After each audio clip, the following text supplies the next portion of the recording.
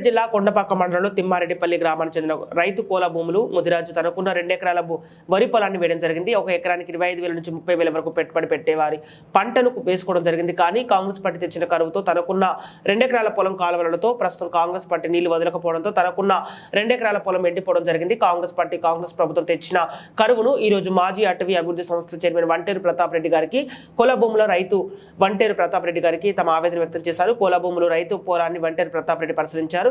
రైతు వంటేరు ప్రతాప్ రెడ్డితో మాట్లాడుతూ గత కేసీఆర్ ప్రభుత్వ హయాంలో 1 గుంట కూడా ఎండిపోయేది కాదన్నారు.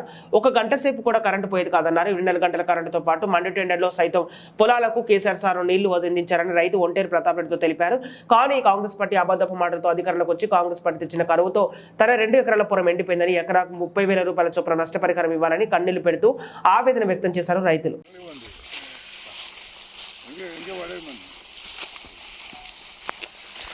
కాంగ్రెస్ వచ్చే కరెంటు బాయ్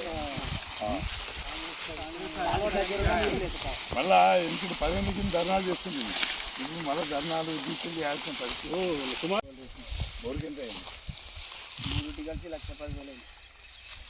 ఎంత పొలం ఉంటుంది? 2 కదా. ఈ 10 ఏళ్ళలో ఇప్పుడు నీ పొలం ఎండిందా? ఎండలేదు. మరి ఇప్పుడు ఎందుకు ఎండిపోయింది? నీళ్ళు లేవు, కాలువలు రాలేదు. కాలువలు ఎందుకు? పక్కనే మనం కాలువ ఇచ్చినాం కదా. రాలేదు, ఆడ కట్టేసిర్రు వాళ్ళు, ఇటు రానియలేదు. అక్కడ రానియలేదు. కాంగ్రెస్ ఎమ్మెల్యే ఓడిపోయినోడే కాంగ్రెస్ ఎమ్మెల్యే. కాంగ్రెస్ గవర్నమెంట్ లా ఓడిపోయినోడే ఎమ్మెల్యే. అట్లా కొమ్మూరు ప్రతాప్ రెడ్డి ఆయన మనుషులను తోలుకొని వచ్చి ఇటు కొండపాక మండలానికి రాకుండా 11 గ్రామాలకు మన దగ్గర డిపాజిట్ పనిచేస్తాడు. ఆడ కూడా ఎట్లనే. మరి ఇప్పుడు కాదన్నా, ఓడిపోయిన ఆయన ఎమ్మెల్యే అంటే మరి ఇక్కడ ఓడిపోయిన ఆయన కాదు ఉండాలి కదా. సోయి మరి కాంగ్రెస్ గవర్నమెంట్ లో ఓడిపోయినోడే ఎమ్మెల్యే.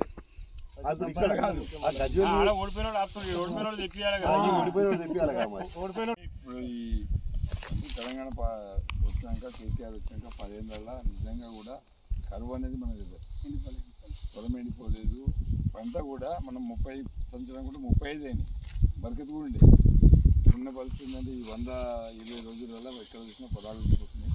నీ పొలం కూడా ఎండిపోయిందని, భూముల పొలం ఎండిపోయిందంటే తీసుకోవడం వచ్చినాం. నువ్వేమనుకుంటున్నావు ఇప్పుడు? కాంగ్రెస్ మంచిగా అనుకుంటున్నావా? మరి మన వచ్చింది అనుకుంటాను. మార్పు ఏమైనా వచ్చిందా? ఈ మార్పుగా అనిపిస్తుంది.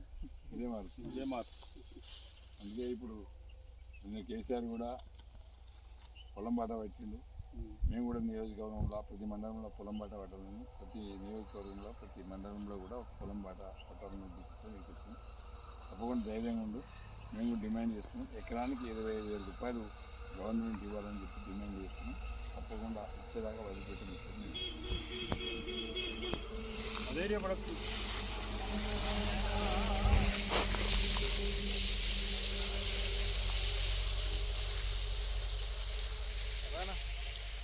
బరేంది